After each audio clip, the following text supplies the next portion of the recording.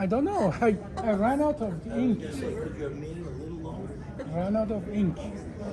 Just write the whole damn thing up. Yeah. That's for you. Oh, before I thank you. forget to give to Thank you. You had to use the word comments. Yeah. The essay word.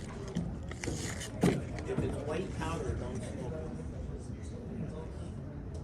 it. Okay, welcome back from lunch. Hopefully everybody got some coffee. The next talk is going to be on minimally invasive approaches to the thoracolumbar spine and sacroiliac joint and their impact on key stakeholders, patient, provider, and healthcare economy. Dr. Hamid Abazi is speaking today, and he specializes in minimally invasive surgery. He's one of the most experienced surgeons in oblique lateral lumbar interbody fusion, and is the only surgeon currently performing MSDTIF, minimally invasive thoracic interbody fusion at this time. Dr. Abazi, thank you very much for taking the time to come speak to us. Well, thank you very much. Well, thank you very much for having me, and I'm really pleased and honored to be here. I know that we are just a small. You cannot hear me better? Okay, I'll be a little closer to this. So first of all, thank you for having me, Dr. V. Thank you for having me. And I know that we are a handful of spine surgeons, but may I have a hand count how many physicians and doctors are here? Can you just raise? So usually I adjust my talk to audience. So I see that there are many non-surgeon and non-physician here, so I will reduce the technical part and the dry statistical things a little in favor of the message. And again, we are going to talk about the minimal invasive spine surgery. Let's go a little about 30 years back. This is a book about general surgery and spine surgery, and practically what they say that minimal invasive surgery for the general surgery had the same effect like the advance of antibiotic. You cannot imagine general surgery without antibiotic. And they say as well that if we would keep somebody after cholecystectomy and other general surgery disease for 7 days, 5 days in the hospital, and we wouldn't have minimal invasive spine surgery for general surgery, that would break the system. And yet, in the practically for spine surgery, this is exactly what we do. This is a picture of a board of the University of Minnesota. The spine surgeon would agree that 7 hours for a vulnerable fusion is too long, but between 3 and 5 hours for a spine surgery is nothing unusual. And many questions arise from this, including, does the time really matter? And the time matters tremendously.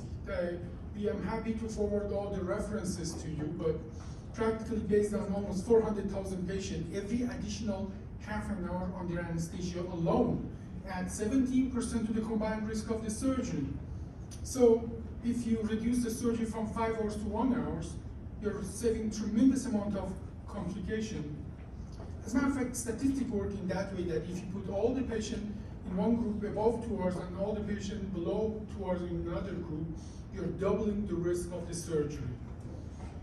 And practically this is what we are able to do. We are able, with our surgery, based on 1,400 cases, so this data that I'm presenting to you is not based on a handful of patients. This is based on over 1,400 patients, over 3,000 level, and closer now to 100,000 data points. We have been able to reduce for all our lumbar fusions the time of the surgery below 1 hour in almost 40% of the cases, and 99.4% of our surgeries are below 3 hours. I'm talking about scoliosis cases that go from T10 to sacrum. The spine is a big deal. In 1990, spine was number 3 reason for disability, and now it's number 2. Globally, it's increasing. We spine surgeons are accused we do too many surgeries, yet the rest of the world is catching up with us. And I'm not going to go into the details of that, but it should be said, this is a public health issue. Spine is not a rare disease that only a few handful of people have. By the time you are 70 years old, if you have never had spine problem, you are among 1 to 2% of the population. And so I'm hoping that with all our technologies, we don't have to offer all of them surgery, but nevertheless, percentually, the number of the people who are going to need spine surgery is going to increase. Now, some people we can help with macrodiscectomy, but look at that tire down there. I doubt that many of you believe that that tire can be fixed. So that is where fusion comes to play. Fusion is when we take the bad disc out, replace it with material that makes the bone grow from one bone to another. Now, I think the Lord didn't ask me when he made this human spine, but he put it in a very bad place. It's in the middle of our body, and the only way to get there is going through a lot of tissue. Obviously, we have been doing this from the back, and going from the back, this procedure is called PLIF, P-L-I-F, where we cut all the muscles, and this procedure has been come to existence since 1950s, and it's still being performed 70 years later. TLIF is a procedure that by Dr. Harm, by the way, he's right now practicing still in old age in Heidelberg, the university that I went in Germany, in 1980s. So this is a 40 years old procedure.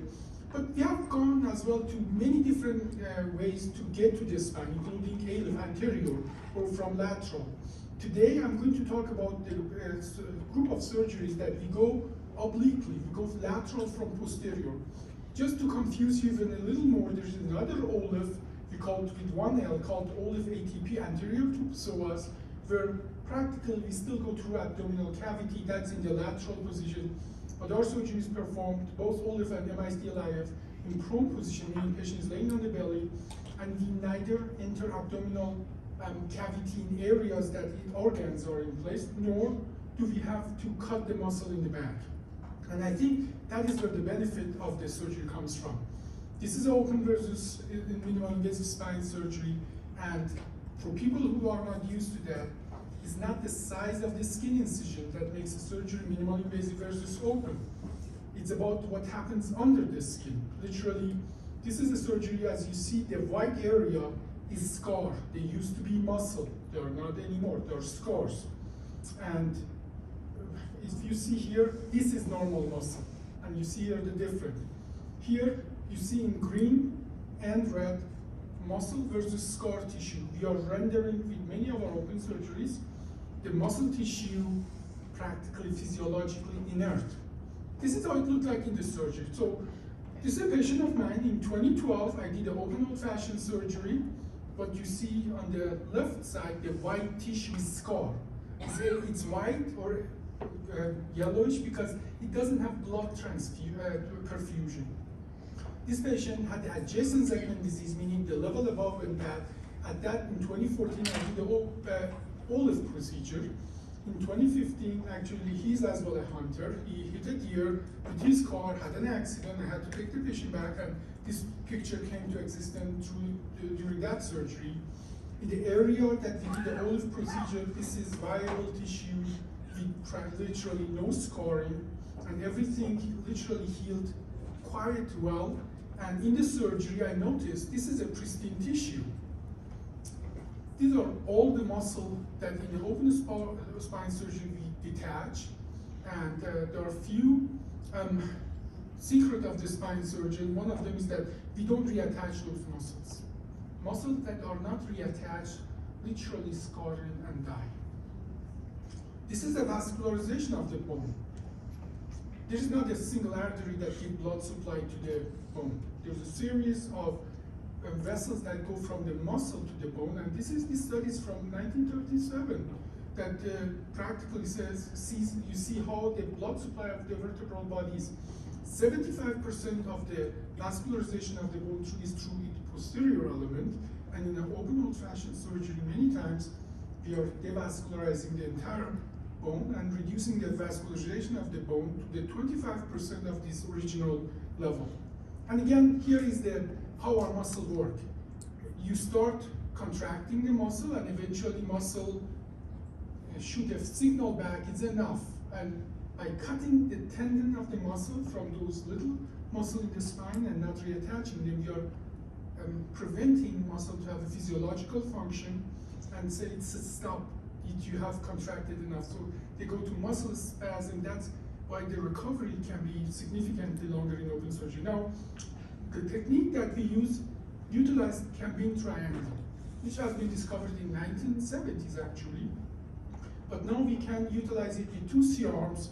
There's some math involved. This is the technical part. I want to just brush over it because I don't believe this part has much relevance to your learning experience here. But we do use a very specific method with very smart tool. Some math is involved, some technical aspect is involved. But now we are able to perform this surgery safely through a 1 square centimeter area, and our data shows that this can be done very safely. The end result is that we put a spacer in, and then we can complement this with screws. Here you see the end results. Here patient has a scoliosis on one side, and you see by putting the cage strategically, we can open up and bend the spine to a more favorable kind of situation. I'm always asked if the fusion, meaning bone growing together, happen. The answer to that is yes. I have 1,400 patients, 3,000 levels, and a lot of data that shows the fusion. Not only it happens, but as well it happens at much, much higher rate than open old-fashioned surgery. This is what you see on the skin.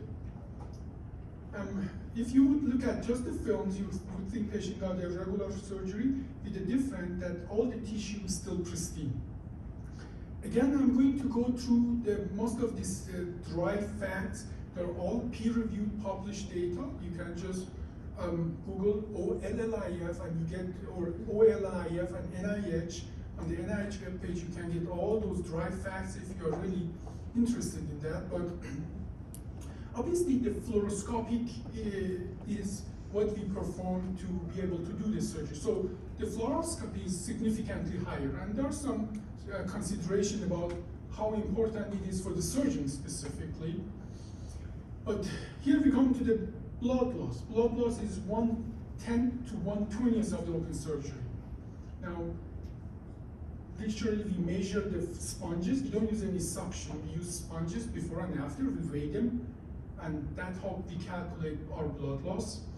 And certainly you can say that 20 cc or 200 cc or 500 cc blood loss doesn't make much difference, and most of the time it doesn't, except your patient is an 80-year-old patient with 35% compression fracture who hasn't walked for 6 months because he's in pain, and 7 other surgeons has justifiably told that patient, you cannot have surgery.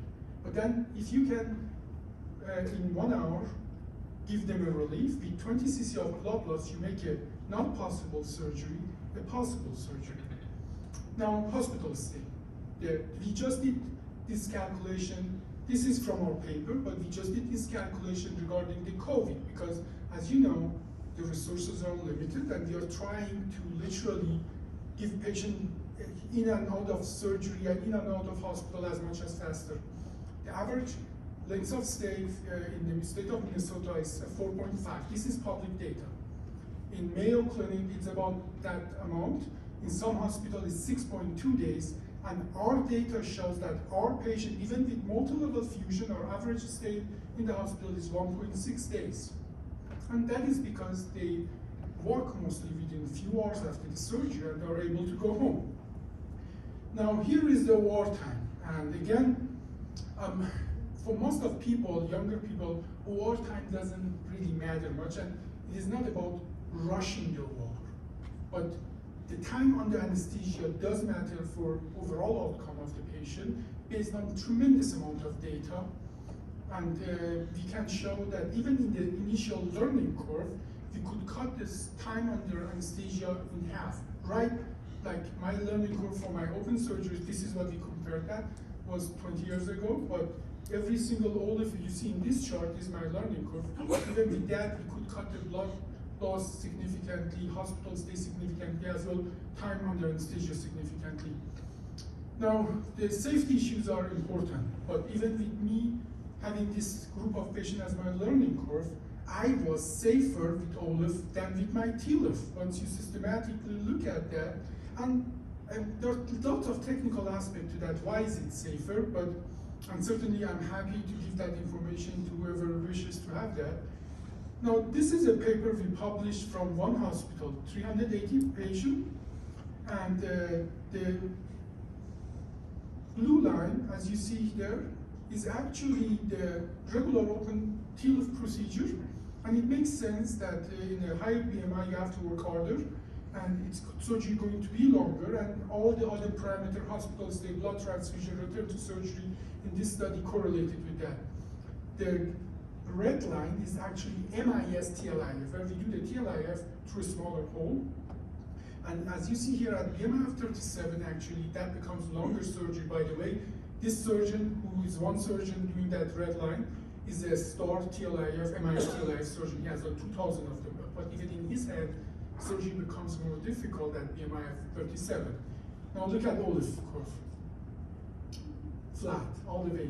As a matter of fact, we just published that data we do constantly on BMI 50 and above. Our societies these days are recommending not to do surgery on BMI 40 and above, but we can safely perform this surgery on people with BMI up to, I think my highest was 62.5 on the BMI of a patient with a patient who was 500 pounds, who had post-laminectomy syndrome, was unable to walk for 6 months, and we did that surgery, and the patient was discharged, was ambulatory next day, and walked out of the hospital 2 days later. So being able to be efficient make the surgery possible for a group of people who had no choice until now. Again, I like to just to go over the dry fact, because all of these are published data and has no impact on you much. But this is, I think, a slide that I want to spend a few seconds on. This slide says that based on our patient, 96% of our patients ambulate within the first 24 hours. Now it makes sense because they ambulate, they can go home. And as a matter of fact, many of these patients, even 3-level fusion, meaning I think only spine surgeons appreciate that 3 cages, 8 screws, we do it as a day surgery. We do the surgery, they are discharged home within hours after the surgery. They walk within an hour or 2 after the surgery, because we are not disrupting all this feed loopback mechanism of the muscle, how they should be working. Now, again, the question is, I'm always asked, is the fusion happens? Again, we have published data, 2 independent radiology read our fusion rate that has been read at 98.7%. And I love to find more radiologists to cooperate with and read that data, because I myself couldn't believe that rate. It is a technical procedure, so there's some learning curve involved in that, but nothing different than anything else. As a matter of fact, any experience, like pilots, before they get their private piloting license, they have to have 20 landing and 20 takeoff. It seems that in every human experience, you need to have 20 to 40 experience to learn that. But this experience has to be in a very controlled fashion. Almost everybody who tried to learn it just go into a cadaver course, and this is another secret of us spine surgeons. We go to a cadaver course over the weekend, come back and do things, and most of the time it worked. In this procedure, unfortunately, it did not work. We have the good data regarding that. So I'm just going to jump over all of this and then go to the minimally invasive thoracic. Now, based on, I did about 800 of these cases, and I noticed that there is an opportunity to use similar technology in the chest. And chest pathologies are much more rare, so experience with that is much more rare. And most of our spine surgeons, we try to just not attack those kind of problems, because complication rate can be much higher. There are more vital tissues there. And this is and I did a lot of open surgery. This is an open thoracic surgery for the lower thoracic disc. What we found out that now by using our method, we can use a small dilator and literally little by little advance it toward the disc. And then once we put a tube inside of the disc, perform this surgery almost with the same profile as the lumbar, though anatomy and the steps are very different. But again, we do the thoracic surgery without the chest tube, without need for taking a rib off. This is what I did when I was doing it open old-fashioned way. I would crack somebody open from the back to front, take a rib out, with a thoracic surgeon or vascular surgeon, then they would give me access, and I would collapse along, do the surgery, then close the patient back up. Put the patient 3 days in the ICU, a week in the hospital, say, no, we can do that surgery in 40 minutes and send the patient home next day. Only 3 patients in our 3 dozen patients have stayed more than 1 night in the hospital. So we made this surgery safe to perform with small incision, and this is the radiographical result, and this is the result on the skin. Now, I actually like, and obviously all of this has huge impact on the economical aspect of the spine healthcare delivery. This is serious. Our spine going to bankrupt our the entire economy if we don't be conscious about that, that more people are getting old, and older people have more spine problem. As a matter of fact, one of my questions with Dr. B was that, you know, if female have more spine problem, is it just because female live longer? And the spine has a direct correlation with older age. This is the reality of spine, that it's going to become we cannot pay for that anymore if with this rate, and we don't have capacity to capture all those kind of diseases that we have to treat in the spine, especially in elderly. And for that reason, actually, the first paper we published was not about the technique, it was not about the clinical outcome. Our first paper in 2015 was about the economic aspect of that. You may or may not know that. Every minute in the surgery, on the war, there's a cost associated with that. Its average, when we did that paper, it was $64 to $95. Some place like Mayo, it is $120. Like Cleveland Clinic is probably $130. And imagine now you make a 7-hour surgery, a 1-hour surgery.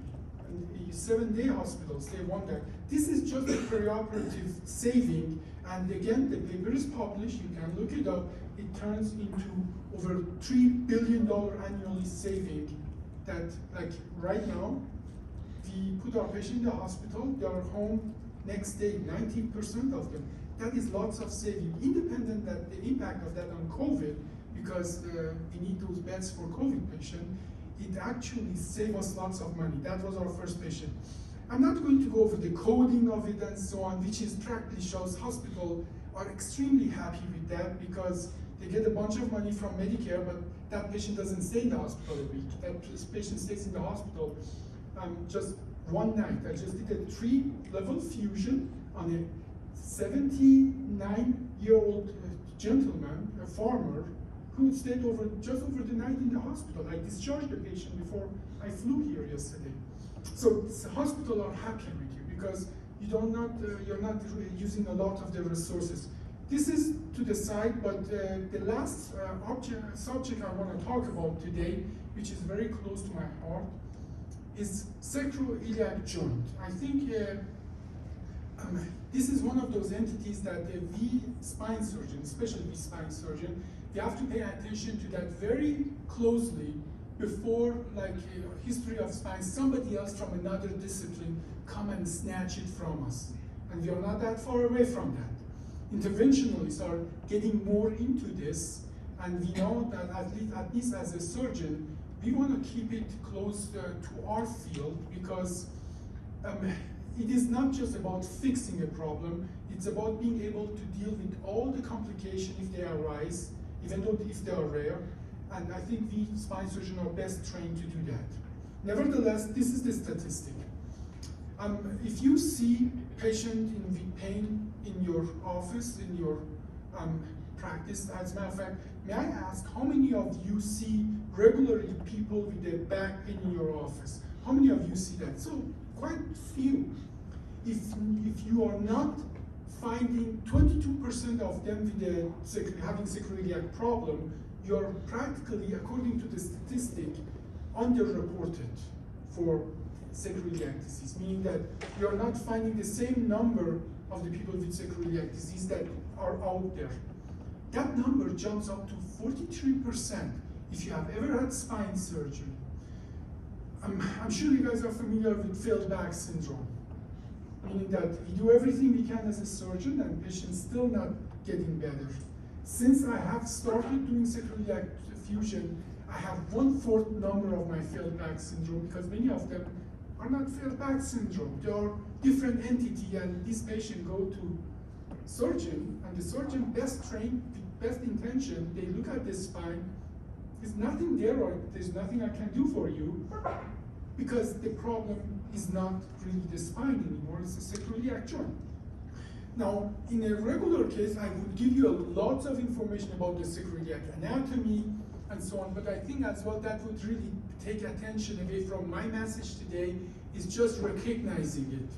Sacroiliac joint, even though we call it a joint, is not a joint. The only time in a human life it moves is during the delivery process. Actually, the motion there is limited to 4% physiologically, and the proof that it's not a real joint is who can call a single muscle that act on both sides of the sacroiliac joint. I have a crisp $100 bill for anybody who can call a single muscle that attaches to the both sides of the sacroiliac joint. Rich? Let me look it up.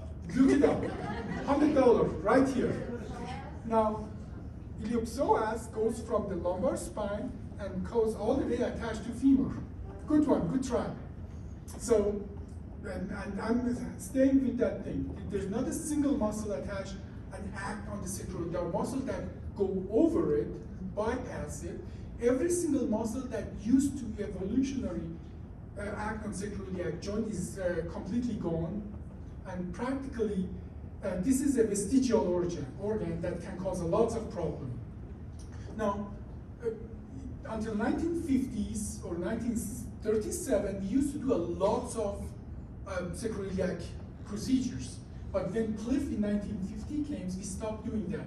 The reason we stopped doing that, this is one of those things that our solution was worse than the disease.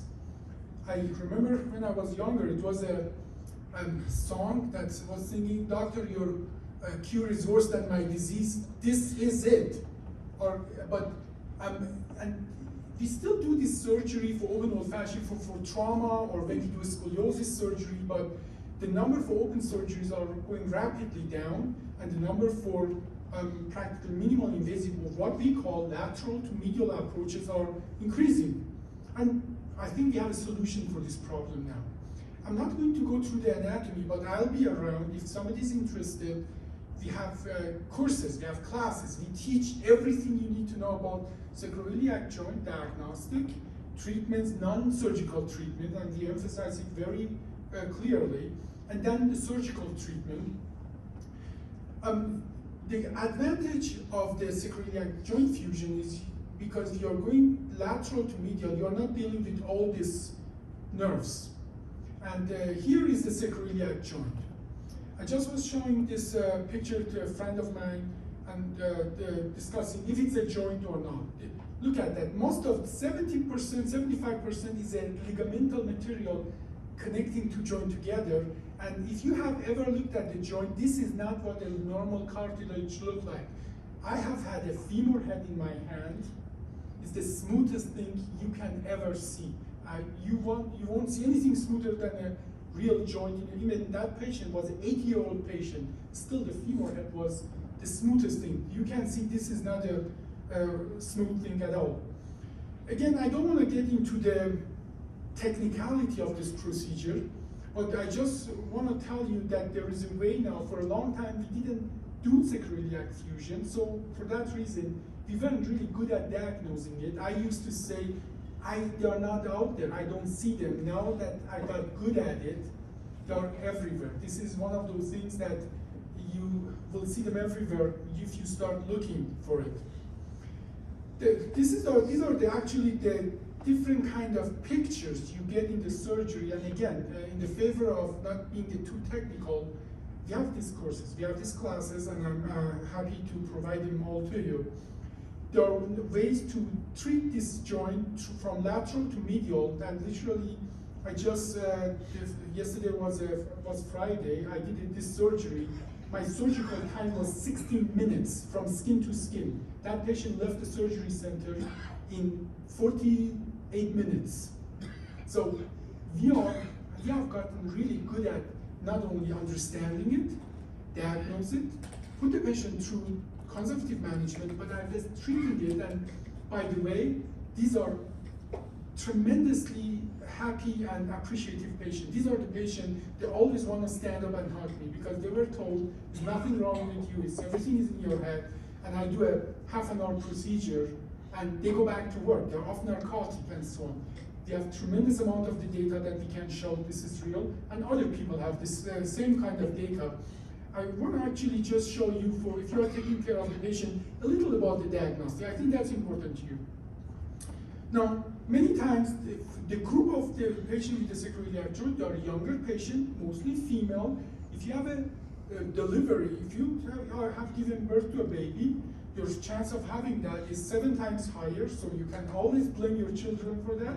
So, but practically trauma, even minor trauma can cause a problem. And patient usually they put their finger on it, they show you where the pain is. And that we have a name for that, we call it 14 test. When the patient literally put the finger exactly where the pain is. And then we start with a series of provocation tests. Now it's not easy to provoke a sacroiliac joint in a strong person. So we use your femur as a fulcrum to provoke it. But at the end of the day, this is what we do. We put a needle in and we numb it up. It's a protocol. It's not a random, it's not a therapeutic injection. But if after 3 injections, each injection gives you 75% improvement, it has to be a low volume, it has to have a contrast, and so on and so on. But those protocols are available. But by the way, it's a requirement of most of the insurance companies. But if you have 3 injections giving you 75% improvement, you have a positive diagnostic. Then what you do, you make the bone, you make sacroiliac joint stop moving, and that's it. Patient get better.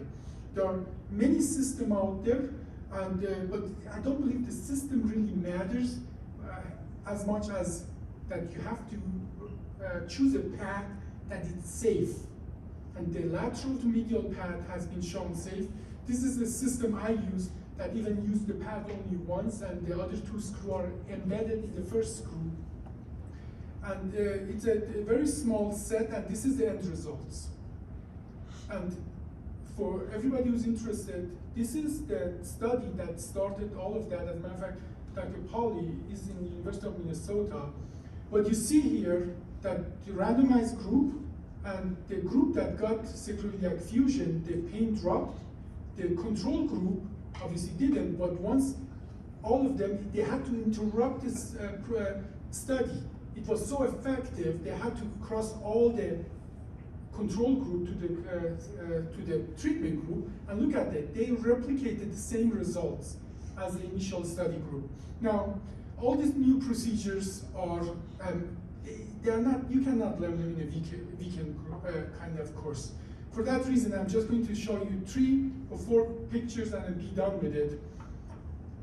TLIF, or open old-fashioned surgery, it is an effective car. It's an effective instrument. And now we have a better way of doing that. But what I presented to you is not just getting in an upgraded version of this. It is a different mode of transportation. That is why we can do a 5-hour surgery in 45 minutes.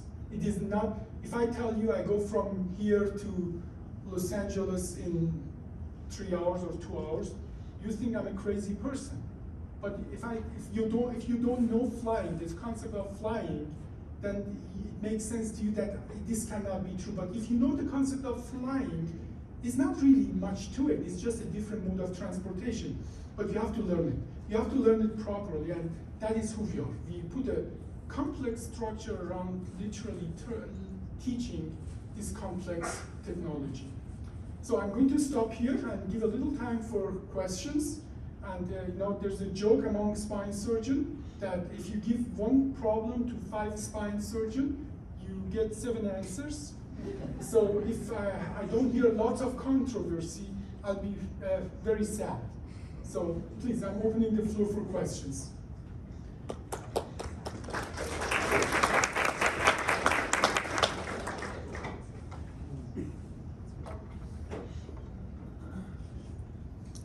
There's a question right there. Okay. So my question is, obviously you've had a team to hone down the procedure, and I would imagine, I mean, I'm thinking now of some of the more open procedures we do, how many trays of instruments it takes, how much setup time and cleanup time. Have you worked with your hospital and your vendors to get your instruments down to very minimal amounts so that you can do this on a repeatedly efficient basis? This is right on the money question. That you remember we started our economic paper first.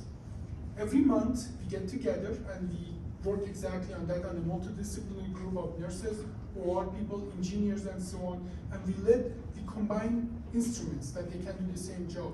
It is to a point that when we do a procedure like that, all I need from your hospital is a scalpel, few towel clamps, and just basic tray for incision and drain. We don't use even bovie, suction, bipolar, and all of that goes away. And it's really, and everything that needs to come there, they come in 3 pans for olive procedure. And in the sacroiliac joint, this pans is our 8 instruments, that's all. 8 instruments, no drill, no tap, because we combined all those material. And that's the advantage of being truly a team of engineers, nurses, physical therapists, chiropractors, that we come together, how we can put a system together that truly patients oriented. But yeah, it is, the surgery itself is very technical, but it is like a very technical machine that is automated to a point that is almost driving itself. So once, there's a learning curve involved in that though. Yes? Does a procedure like you're doing with the laterals lend itself to image guidance to cut down on your fluoral time? And you know, before I answer your question, I have to give you a little background, because what I'm going to tell you, and it's going to sound like a broken record. I did a PhD, a dissertation in computer science. I built those systems over 40 years that helps you mostly for the brain, for computer navigated surgery, and in Stanford 20 years ago for doing spine surgery. Now, as a person who wrote those algorithms, I'm telling you, the most advanced computer in the world is between my ears, and the most advanced robot is attached to my shoulder. In the time my colleague bring the O-arm in the OR and take it out, I'm done with the surgery. They can be used as tools, like if I have a redo of a very difficult case, I love tools. I'm an early adopter, but I always use the tool as a complementary to my skills. I really hate what I see that many times these new tools are used as a replacement for skill that you don't need to do. You can go just skiing and then come back and do surgery. Whereas I go to the lab, I have 2 dead bodies right now in my basement in my office. We have a lab, and we practice that, you know. We just have to hone our skills, our hardware and software, but I do not believe that there is any, as a person who write those algorithms, I do not believe there's any machine out there that can beat any human in the next 5 or in the next 15 years. And this is based on an insider, and a programmer is telling me that.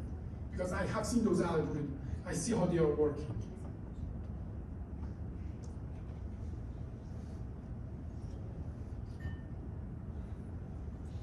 Okay, I have a question for you.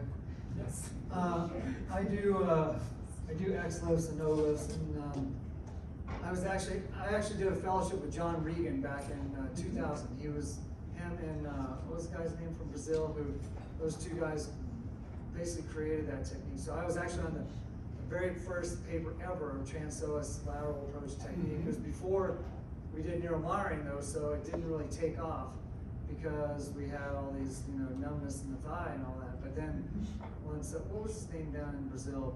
He actually incorporated neuromonitoring into it, and then that really decreased the amount of dysesthesias and stuff, nerve injuries, and then that's when the procedure really took off and exploded. But anyway, I still, even though I do them very limited, because I can do, if somebody has back and leg pain and they're not a candidate for one of those dynamic motion stabilization things, and we need a fusion, I can be in and out, assuming the patient's relatively thin, in a little incision this big, in and out, in an hour and a half, decompress, fuse, the T-lift, 2 screws, cage, boom, in and out, and home within, that same day or the next morning. It's difficult for me to justify doing the lateral approach when I can do that so efficiently. What's your comment about that? Regarding, let's say, put it this way, you said you can do that surgery in 1.5 hours. On a thin patient, on a good day. That puts you on the 5 highest percentile in the United States. I have that data. If you can do that one level T-lift in 1.5 hours, you're definitely among top 10 percentile of the performing surgeons. So Well, you're thank at you higher very level. much. Thank But, you. but, I like you a lot. but I can show that everybody who does what I do, everybody can be within 1/5 of the number of the cases that I do below under 1 hour for one level. This is the data. That meaning that it took me 180 cases when I fell under 1 hour for one level OLIF, and my patient go home same day. I might do it, as a matter of fact, I just did a case, it was 35 minutes skin to skin, patient went home 2 hours after the surgery, I lost 25 cc of blood, and so these are all data that we anonymize and we offer them. We have a raw database with 100,000 entries. Now, I can tell you that you are very skilled to do what you just said you are doing. But I can tell you, based on the data I have, anybody can do what I'm doing. That within 30 cases, they fall below 1 hour for one level OLIF with under 50 cc of blood loss and 1 night hospital stay. Fair enough. I actually did publish a paper on outpatient, exactly what I described, outpatient transfemoral lumbar interbody fusion. How long ago was that? 10 plus years ago? Yeah, it was a long time ago. So, I've probably done 3,000, 2,000 or 3,000 of those. So, That is why we put you at the top percentile, because you have lots of experience and you understand the anatomy and everything. By the way, you talked about the lateral. This MIS DLIF, for all practical purpose, Uribe just published a paper about that. This MIS DLIF is practically lateral, direct lateral in prone position, and we have been doing it since 2015. And with the difference that, our data for that shows that the average time is 45 minutes. Right, but then they put screws in? No, we put screws. Now we do MIS DLIF cage and 4 screws in 45 minutes since 2015. Yeah. Okay. As a matter of fact, for people who are not familiar with that, is that the repositioning take a lot of time for direct laterals. You have to be patient on the lateral and then turn it back to put screws in. Some people try to navigation to use screws in a lateral position and so on. Almost everybody I know gave up after a handful of cases because they were it's really awkward for a surgeon to put screws in a lateral position, even with navigation. And but what we have shown is that you can do a prolateral even for 5S1, This is actually why we started the MIS. We published a paper about that in 2017, but we have been doing it in 2015. Our numbers for that is I think around 400 levels, not 400 patients, 400 levels for MIS DLIF. Well, this is good stuff. Does anybody have any other comments or questions? You have I have more questions about a patient's recovery after your procedure. Mhm. How is the need for narcotics? Or how is That the is future treatment when they go home? I What they can do now? I was wishing somebody asked this question. Now, because I go to people's hospital, I get my privilege, I have my privilege in 20 states, I have my privileges in 60 hospitals. I go to places and I'm scrubbing the people to do that surgery. In one of our locations, the surgeon was so upset with me because these patients are so in pain. What are you doing? Why are they in pain? and you just told me this is the best surgery and so on. The reality of that is, you guys are familiar with burns, right? What is the most painful burn? Grade 1, the least level of burn. I was taking care of Texas City explosion patient. We had patient 80% grade 4 burn where you would see practically all the muscle and so on. They were painless. We would put them on a actually it looked like an autopsy burn table, and we put a 2-inch scalpel and we would do fasciotomy with no anesthesia, with nothing. Because they are painless, they don't have the apparatus to feel the pain. Here in OLEF, we are just dilating, but we are not damaging. In a regular surgery, that surgeon that was upset with me was using a machine, we call that aquamantis. It is used 120 volt electricity to literally cook the tissue, and when you do that, you literally burn the nerve, and then they wake up painless, but the pain comes later. So in our thing, what we learned, there's a cocktail. We start the pain management before patient wakes up. We give them a cocktail of medication. Then we prepare them before the surgery. We send them to physical therapy to tell them what to do or how to do things. Now, literally, our patients wake up, and some of them they look at me, telling me, "Did you do my surgery?" Why? And so it is about a multidisciplinary management approaching them. It's not about, and I truly mean that. It's not about the performance of one surgeon. It's about a group of people that we have put their protocols together before the surgery. We teach them before the surgery what to do. We manage their narcotic. We take ownership of their narcotic a month before. And in the surgery, we start a series of medication before they wake up. And then when they wake up, we start.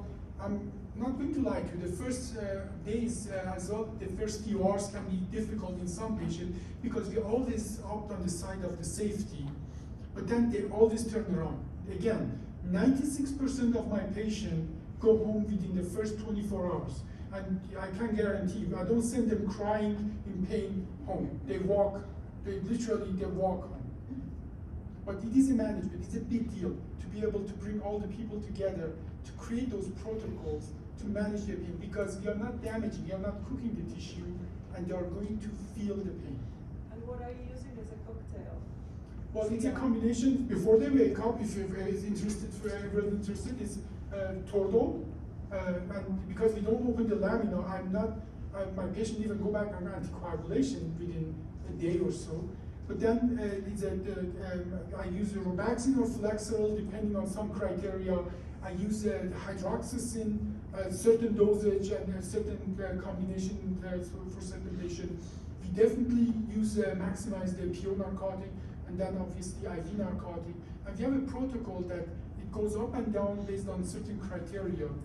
And then on top of that, we have just started using some Neurontin, just in a very low dose that we wouldn't think it works in that dosage, but in combination with other things, it actually reduces that. And some patient, if they have psychological problem, guess what? We use ketamine or something similar, that at least they don't remember that phase that was so painful. And that makes so much difference. When they come and see in the office, they don't tell you how, they don't remember how bad that level was, and that sort of takes some of doctor's pain away. But we are happy to share all that protocol. It's all open book. We are happy to share those protocols with you. You said you maximize narcotic usage? No, well, no. I said that we use all the other things first, then we maximize first the PO narcotic before we go to IV narcotic. Okay. Within certain parameters. Gotcha. Do you ever use intrathecal narcotics? Well, you don't need it for that, really. Well, now, believe it or not, I do after every single my cases, I do actually epidural steroid injection. This is something I learned after a few hundred, that if after my surgery, I write in the ward, give them epidural steroid injection, their pain level drops. After the fusions? After the fusion, yeah. And you're not worried that steroids affect the fusion rate? Well, good question. The rate of infection for lumbar spinal fusion is reported between 3 and 5%. Some institution, even good institution, up to 8%. My rate of infection for 1,400 cases was 0.16%. The 1,400 patient I had, is one of them was a BMI of 54 with a smoker, diabetes, uncontrolled diabetes, and the other one had a hematological disease that they lost 30 pounds within 4 weeks, extraordinary circumstances. Both of them reacted to 5 days of Keflex. So this is, I didn't mention those technical numbers that we published, but our rate of infection in that study that we published was 0.33%, but since then I have done so many more cases. Our rate of infection is now 0.16%, so 1/30th of the open lumbar fusion surgery. Thank you. If I'm still here, if any question, just come and get it. Thank you. Okay?